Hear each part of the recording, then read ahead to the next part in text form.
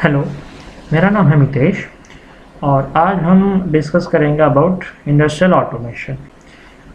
Industrial automation में जाने से पहले हम देखेंगे व्हाट इज़ ऑटोमेशन, ऑटोमेशन क्या है। हम सिंपल लैंग्वेज में अगर बात करें तो ऑटोमेशन जो है, ऑटोमेशन इसको हम बोलेंगे जो भी मशीन और कोई भी प्रोसेस चल रहा है वो ऑटोमेटिकली चल रहा है बाय यूजिंग एनी टेक्नोलॉजीज, इसको हम बोलेंगे automation in a simple language. Automation is a set of technologies. अब वो सेट ऑफ टेक्नोलॉजीज का यूज़ करके हम क्या कर सकते हैं, जो भी मशीन्स वर्क हो रहा है या फिर कोई भी प्रोसेस चल रहा है या कोई भी प्लांट चल रहा है उसको हम ऑटोमेट कर सकते हैं। ऑटोमेशन करके क्या क्या हमें बेनिफिट मिलेंगे। जो भी हमारा प्रोडक्शन चल रहा है या फिर जो भी मशीन वर्क कर रहा है उसका जो एफिशिएंसी है, उसका जो परफॉर्मेंस है as compared to manual operation और मैन पावर बेस्ड ऑपरेशन से हमारा जो भी उसका परफॉर्मेंस है वो इंक्रीज़ हो जाएगा। कैसे इंक्रीज़ होगा? जस्ट फॉर एग्जांपल हम कोई भी प्रोडक्ट की बात कर रहे हैं, लाइक कोई प्रोडक्ट मुझे मैन्युफैक्चर करना है, लाइक एक वुडन चेयर मुझे बनाना है। ये वुडन चेयर मैं बना रहा हूँ बाय यूजिंग मैनुअल ऑपरेशन। जो भी मैन पावर से सारा कुछ प्रोसेस होता है वही मैन पावर से मुझे 5 चेयर्स बनाने हैं। और सेम वे अगर मैं 5 चेयर्स बनाता हूँ एक ऑटोमेटेड मशीन से, दोनों में क्या डिफरेंसेस होंगे। एक तो जो आप मैन पावर बेस्ड ऑपरेशन की बात कर रहे हैं हम, उसके अंदर क्या होगा कि वहाँ पे हमारा टाइम ज़्यादा कंज्यूम होगा, ज़्यादा मैन पावर हमारा यूज़ होगा और प्रोडक्शन टाइम है वो ज़्यादा रहेगा क्योंकि हम मैन पावर बेस्ड वर्क कर रहे हैं। और सेम प्रोडक्ट अगर मैं बनाता हूँ ऑटोमेटेड मशीन से, तो उसके अंदर क्या होगा कि जो भी पैरामीटर्स मुझे सेट करने हैं, लाइक चेयर की लेंथ कितनी होनी चाहिए, हाइट कितनी होनी चाहिए, ये सब कुछ पैरामीटर मैं डायरेक्टली एक मशीन के अंदर सेट कर दूंगा। तो मशीन उस हिसाब से उसका परफॉर्मेंस स्टार्ट कर देगा एंड जो भी आउटपुट है with in very less time जो प्रोडक्शन है वो मुझे प्रोडक्शन करके हो जाएगा। देन अब अगर क्वालिटी दोनों की चेक करेंगे तो आपको जो क्वालिटी है वो ज़्यादा मेंटेन मिलेगी बाय यूजिंग ऑटोमेटेड मशीन, क्योंकि अगर हम मैन पावर से वर्क करवा रहे हैं तो कहीं ना कहीं ह्यूमन एरर रह जाता है। क्योंकि हम जब ह्यूमन से वर्क करवाते हैं तो सभी टाइम ह्यूमन सेम तरीके का वर्क नहीं कर सकता है, तो कहीं ना कहीं थोड़ा ना थोड़ा हमें ह्यूमन एरर मिल जाएगा। यही मेन बेसिक डिफरेंस है, इसके लिए हम ऑटोमेशन के अंदर स्विच कर रहे हैं। और ऑटोमेशन के अंदर डिफरेंट टाइप्स के ऑटोमेशन होते हैं, लाइक इंडस्ट्रियल ऑटोमेशन जिसका हम आज डिस्कशन करने वाले, जिसके अंदर इंडस्ट्री जितनी भी है, मैन्युफैक्चरिंग प्लांट्स है वो सारे ऑटोमेट हो रहे हैं। फिर आता है बिल्डिंग ऑटोमेशन, जितनी भी बड़ी बड़ी कॉरपोरेट ऑफिसेस अगर आप विजिट कर रहे हैं, बड़े बिगर मॉल्स को विजिट कर रहे हैं, तो उसके अंदर सभी ऑटोमेटेड मशीन्स चल रहा है, डोर ओपन क्लोज सिस्टम्स है, एलिवेटर्स है, एस्केलेटर्स है। तो ये सभी चीज़ें जो चल रही है वो as a part of building automation के अंदर इंक्लूड होता है। फिर आता है होम ऑटोमेशन। होम ऑटोमेशन क्या होता है, जिसके अंदर हम ऐसा बात करते हैं कि हमारे घर के जितने भी अप्लायंसेस है, लाइक फ़ैन हो गया, फ्रिज हो गया, एसी हो गया, टीवी हो गया, ये सभी डिवाइसेस हम हमारे मोबाइल की मदद से ऑपरेट कर सकते हैं।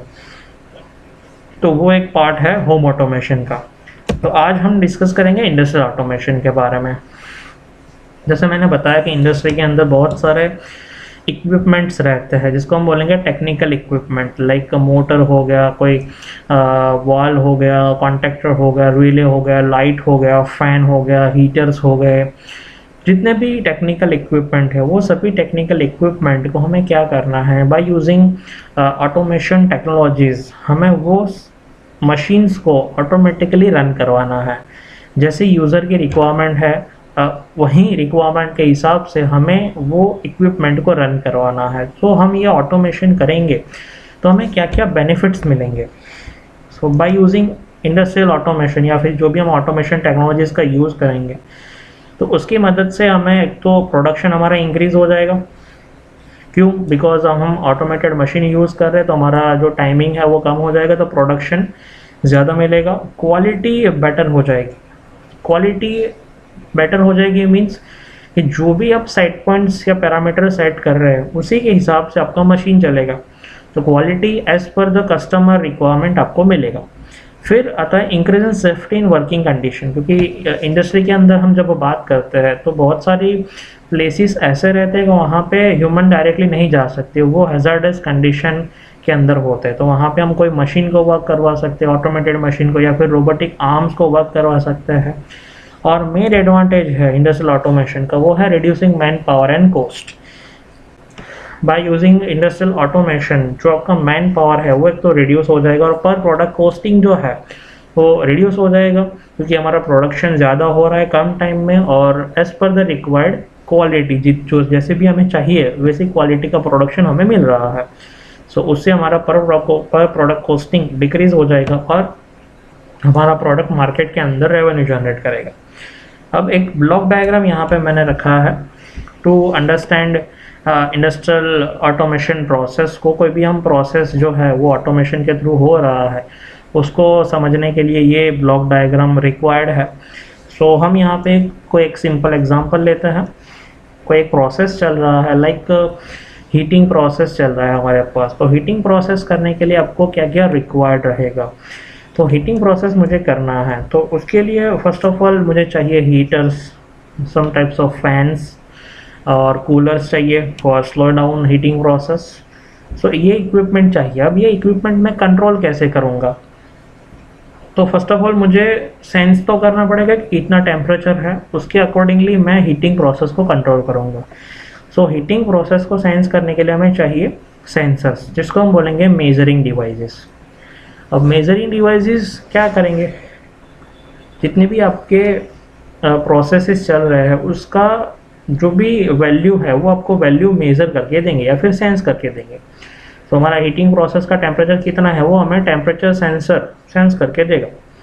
तो हम यूज़ करेंगे सेंसर्स। सेंसर्स क्या करेंगे, सेंसर्स आपको सिग्नल देंगे आपके कंट्रोलिंग डिवाइस के अंदर, जो भी हमारा कंट्रोलर है उसके अंदर सिग्नल देंगे और वहाँ से कंट्रोलर आपको एक आउटपुट जनरेट करके देगा आपके फाइनल कंट्रोल डिवाइस को ऑपरेट करने के लिए। फाइनल कंट्रोल डिवाइस क्या है, फाइनल कंट्रोल डिवाइस वो है कि जो आपकी प्रोसेस को एट द एंड कंट्रोल कर रहा है। लाइक हमारे पास यहाँ पे हीटिंग प्रोसेस है, हीटिंग प्रोसेस कौन कंट्रोल करेगा, तो जो है हमारा हीटर्स जो हीटिंग करवाता है वो हो गया हमारा final control device. Like for example कोई कन्वेयर बेल्ट ऑपरेट हो रहा है तो कन्वेयर बेल्ट किससे ऑपरेट हो रहा है, मोटर से। सो मोटर हो गया हमारा फाइनल कंट्रोल डिवाइस। अब ये ब्लॉक डायग्राम को प्रॉपरली समझने के लिए हम एक एक्चुअल एग्जांपल लेते हैं। फॉर एग्जांपल मुझे हीटिंग प्रोसेस के अंदर एक 100 डिग्री सेल्सियस का टेम्परेचर मेंटेन रखना है। ये है मेरी प्रोसेस। अब ये प्रोसेस को कंप्लीट करने के लिए मुझे चाहिए सेंसर्स। तो मैंने टेम्परेचर सेंसर्स ले लिए।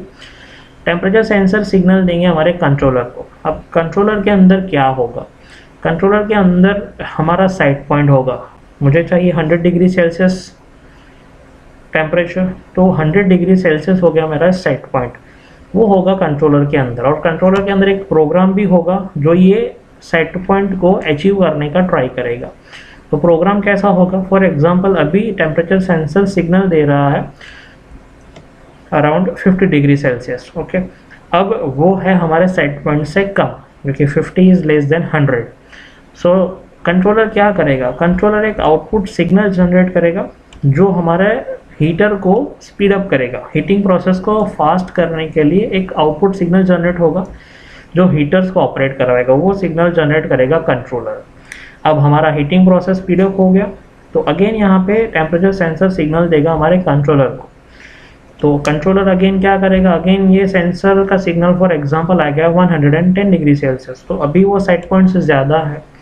तो टेम्परेचर अगेन एक आउटपुट सिग्नल जनरेट करेगा कि जो टेम्परेचर सेंसर ने सिग्नल दिया है वो टेम्परेचर सेट पॉइंट से ज़्यादा है, तो उसको डिक्रीज करने का ट्राई करेगा। तो जो भी उसने हीटर्स वगैरह स्टार्ट करवाए थे उसको स्लो डाउन करेगा, मतलब हीटिंग प्रोसेस को स्लो डाउन करेगा। और वो जो कंट्रोलर है वो 100 डिग्री सेल्सियस का जो सेट पॉइंट है वो मेंटेन करेगा। तो इसको हम बोलते हैं क्लोज लूप कंट्रोल सिस्टम या फिर क्लोज लूप प्रोसेस या फिर फीडबैक लूप कंट्रोल सिस्टम भी बोल सकते हैं। क्योंकि क्लोज लूप कंट्रोल सिस्टम का मीनिंग ये होता है कि जो भी आप इनपुट देते हो फील्ड के अंदर उसका आपको फीडबैक सिग्नल मिलता है कि उसका क्या अफेक्ट होगा। So that is called close loop control system. दूसरा भी कंट्रोल सिस्टम आता है ओपन लूप कंट्रोल सिस्टम। अब ये ओपन लूप कंट्रोल सिस्टम में आपको कोई भी फीडबैक सिग्नल नहीं मिलेगा। जैसे ही आप कोई इनपुट देंगे उसका क्या इफेक्ट हुआ फील्ड के अंदर, उसका कोई फीडबैक आपको नहीं आएगा। तो आपका प्रोडक्ट कैसा बना है उसका भी आपको कोई आइडिया नहीं आएगा। तो जो भी ऑटोमेशन इंडस्ट्रीज वर्क कर रही है वो सारी इंडस्ट्रीज वर्क कर रही है क्लोज लूप कंट्रोल सिस्टम पे, क्योंकि जो भी आप इनपुट देते हो प्रोडक्ट बनाने के लिए तो उसका जो फीडबैक है वो आपको रिक्वायर्ड है, क्योंकि हमें उससे पता चलेगा कि कोई एरर है या नहीं। सो ये ब्लॉक डायग्राम से हम देख सकते हैं कि कैसे हमारा ऑटोमेशन प्रोसेस हो रहा है। अब हम देखेंगे कि इंडस्ट्री का एवोल्यूशन, मतलब इंडस्ट्री कहाँ से स्टार्ट हुई और अभी क्या चल रहा है इंडस्ट्री के अंदर, डे बाय डे कौन कौन से इन्वेंशंस हुए हैं इंडस्ट्री के अंदर। तो जिसको हम बोलेंगे एवोल्यूशन ऑफ द इंडस्ट्री, जहाँ से स्टार्ट हुआ वहाँ से लेकर अभी तक। तो मेरे पास एक वीडियो है, वीडियो मैं प्ले करूँगा, उसके बाद हम उसका थोड़ा डिस्कशन करेंगे। And you have the chance to be part of it. This isn't going to be like before. It's not about the steam that powered our factories in the first revolution, or the mass production model that dominated the second, or even the emergence of computer-driven systems from the third revolution that we're living in today. Industry 4.0 is about connectivity. It's an opportunity to radically change the way industry responds to the needs of society. As previous industrial revolutions were led by innovations in manufacturing processes and systems, the advancement of Industry 4.0 will be driven by a smart, interconnected, pervasive environment. The opportunities for disruption are huge, and those left behind will feel it acutely. There is still space for leaders of this new revolution to emerge, but the race has already started. Understanding what current leaders are doing will help you join them. KPMG formally examined what those trailblazers were doing in their factories and their offices, and it revealed some thought-provoking findings. Our research highlighted a number of areas that current Industry 4.0 leaders are focusing on. Leaders are planning ahead with clear strategic vision. Driven by performance and tying investment to proven opportunities for growth, progress, and innovation, they are focused on discovering how smart products and processes can be developed. Integration is key. The major players are moving away from isolated silo-driven development, which limits scope and value of new projects. Instead, they are moving towards large-scale and proactive integration across their enterprise and among their customers, supply base, and products. To ensure they are aware of every possible opportunity Industry 4.0 technology has to offer. Perhaps most importantly, they are not afraid to think big and act bold. This means nurturing innovation, developing disruptive thought processes aimed at devastating the status quo, and looking for opportunity in every element of their value chain, from which products are designed and how they are produced, to who they are sold to and how they are purchased. Your organization may be radically different in the future, with a range of products, services, and processes you can't currently predict. Do you want to join the leaders of Industry 4.0? Can you afford not to? Then our advice is, plan ahead. Fight radical change with integrated radical action. And embrace the fact that it's time for manufacturers to step up and start making smart, bold moves. If you don't, you could be left behind. ये जो video हमने देखा उसके अंदर industry का evolution बताया है। उसका एक मैंने इमेज यहाँ पे स्क्रीन पे रखा हुआ है। सो फर्स्ट इंडस्ट्रियल रेवोल्यूशन जो स्टार्ट हुआ था वो था 1784 के अंदर, जहाँ पे मैकेनिकल पावर बेस्ड ऑपरेशन मतलब steam power based operation steam engine से वहाँ पे स्टार्ट हुआ था। Weaving looms, mechanical power based operations, इस टाइप के जो मशीन्स वगैरह है वो इंडस्ट्री के अंदर वहाँ से स्टार्ट हुआ था इंडस्ट्रियल रेवोल्यूशन। फिर डे बाय डे बहुत सारे इनोवेशंस होते गए। फिर आया इंडस्ट्रियल रेवोल्यूशन 2.0 जिसके वो हुआ 1870s के अंदर, जिसके अंदर मास प्रोडक्शन लाइंस, बड़े बड़े production lines, manufacturing plants, electrical lines, electrical energy operated Motors and all that plants वहाँ पे एस्टाब्लिश हुए। फिर 1969 के अंदर आए इंडस्ट्री 3.0 रेवोल्यूशन, जो है ऑटोमेशन रेवोल्यूशन जिसको हम बोल सकते हैं। वहाँ से इंडस्ट्रियल ऑटोमेशन स्टार्ट हुआ। वहाँ पे automation, computer, electronics based operations, और वहाँ पे 1969 के अंदर ही फर्स्ट हमारा जो ऑटोमेटेड कंट्रोलर है जो इंडस्ट्रियल ऑटोमेशन के अंदर यूज़ होता है, जिसको हम बोलेंगे PLC, प्रोग्रामेबल लॉजिक कंट्रोलर, वो वहाँ से ही इन्वेंट हुआ था। और वहाँ से डे बाय डे उसके अंदर बहुत सारे इन्वेंशंस होते गए। और PLC अभी के टाइम के अंदर मोस्टली प्रिफरेबल कंट्रोलर है जब हम बात करें इंडस्ट्रियल ऑटोमेशन की। और अभी इंडस्ट्री 4.0 का रेवोल्यूशन चल रहा है, जिसके अंदर cyber physical systems, internet of things, networking, मतलब इंडस्ट्री कनेक्ट हो रही है इंटरनेट के साथ और सभी डिवाइसेस स्मार्ट हो रहे हैं। आप अपने इंडस्ट्री का डेटा या फिर जो भी प्रोसेस आपका चल रहा है वो वर्ल्ड में कहीं से भी देख सकते हैं, और कहीं से भी उसको कमांड देना है आपको प्लांट के अंदर तो कमांड दे सकते हैं। सो ये अभी इंडस्ट्री 4 के अंदर चल रहा है। तो ये था basic overview from revolution of the industry from 1.0 to 4.0, and this is the basic introduction of industrial automation. और आगे का जो हमारा ऑटोमेशन और PLC का जो कोर्स है वो हम नेक्स्ट वीडियो के अंदर देखेंगे। Thank you.